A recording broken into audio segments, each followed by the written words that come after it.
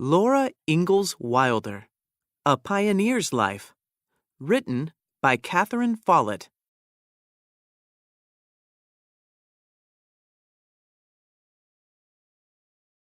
The Prairie and the Big Woods. Laura Ingalls was born on February 7, 1867, in the woods of Pepin, Wisconsin.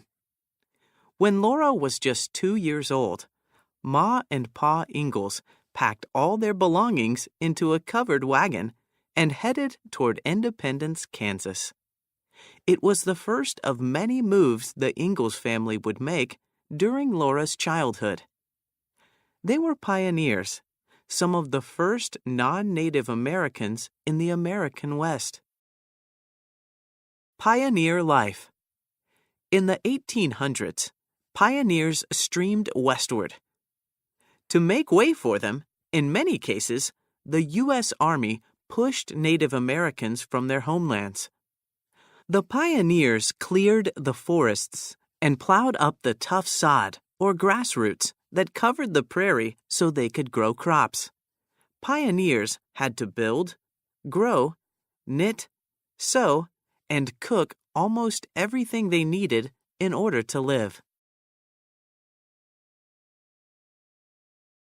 Laura formed vivid memories on the Kansas prairie. She remembered how the insects and birds sang in the waving grass.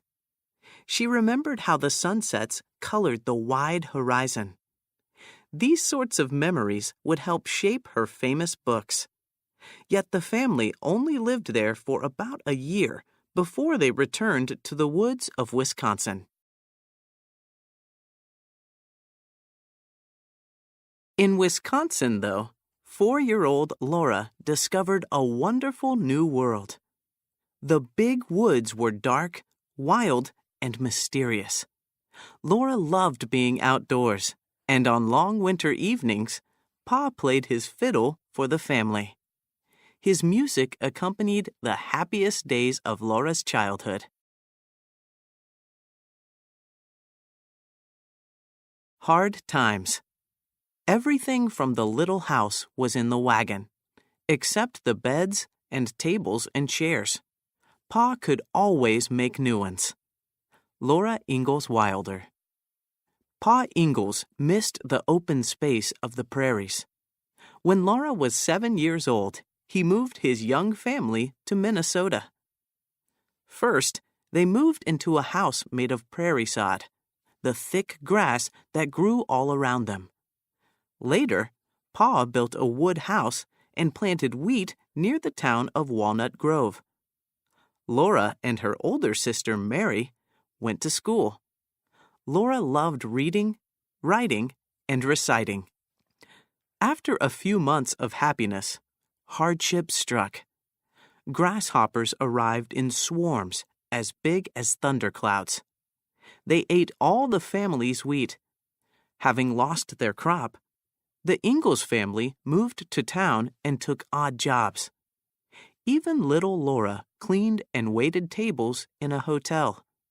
Then they lost their new baby brother, Freddie, to a fever.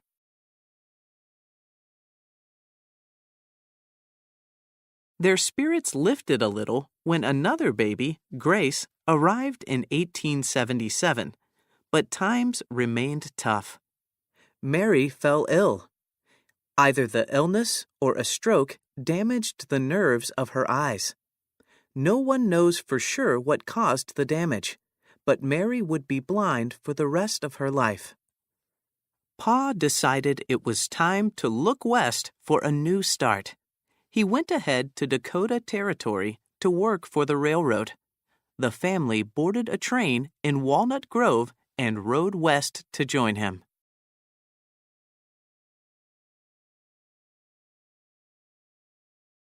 Settling in Dakota Territory.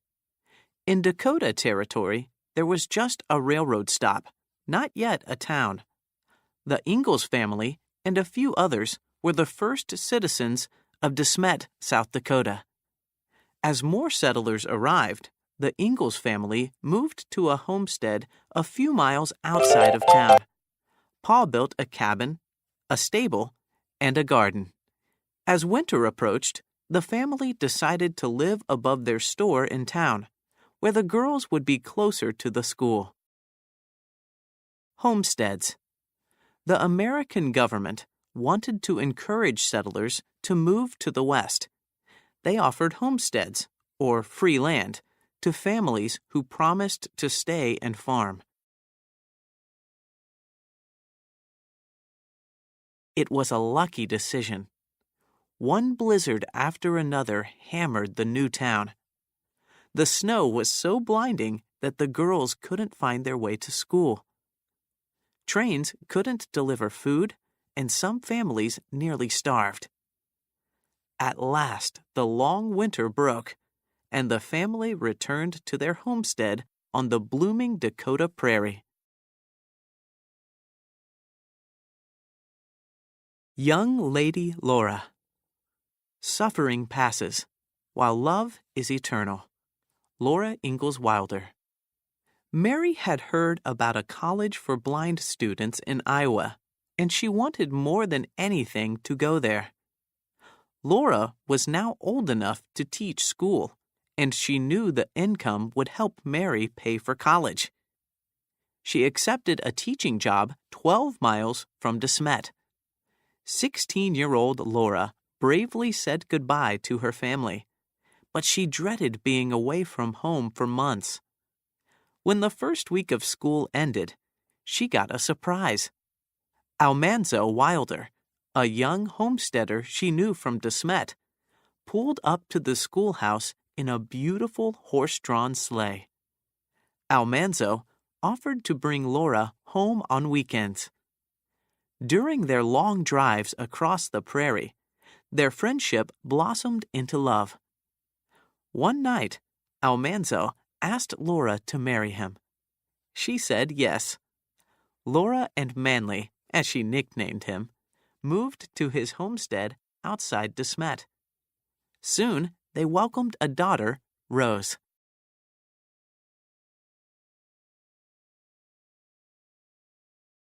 Then the young family was hit with a string of bad luck. A hailstorm destroyed their wheat crop, and then Laura and Manly fell ill. They both got better, but Manly would walk with a limp for the rest of his life. Laura gave birth to a baby boy, but he only lived for 2 weeks. Then their house burned to the ground. Still a pioneer girl, Laura searched for a new place where they could get a fresh start. It wasn't long before she found her home. Sickness in pioneer days. Before the 20th century, people had few vaccines and very few effective medicines. Diseases were common and serious. Many members of Laura's family were touched by illness. This was not unusual for the times. Happiness at Rocky Ridge. It is the sweet, simple things of life which are the real ones after all. Laura Ingalls Wilder. At 27, Laura set out once more in a covered wagon. She and Manly bought a small farm near Mansfield, Missouri, in the foothills of the Ozark Mountains.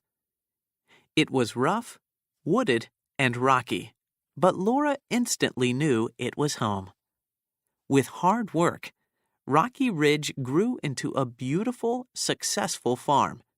After so much wandering, Laura was content. In time, Laura's daughter, Rose, moved away to San Francisco. There she became a well-known journalist. She was making a living at something Laura herself had always loved: writing. Now that life on Rocky Ridge Farm was comfortable, could Laura do the same? The Little House Books. Laura began to pour her memories onto the page.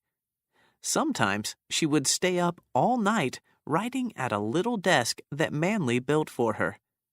Soon, she had written an entire book about her early years under the towering trees of Wisconsin. She called it Little House in the Big Woods. Rose sent it to a publisher. 64-year-old Laura didn't think much would come of it.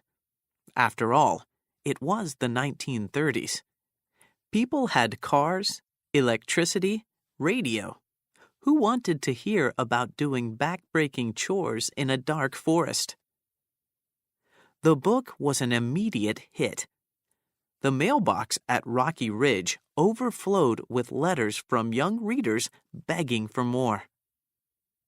Laura wrote about her time on the Kansas prairie in Little House on the Prairie and near Walnut Grove in On the Banks of Plum Creek. The frightful winter in De Smet became the Long Winter, and what followed became Little Town on the Prairie.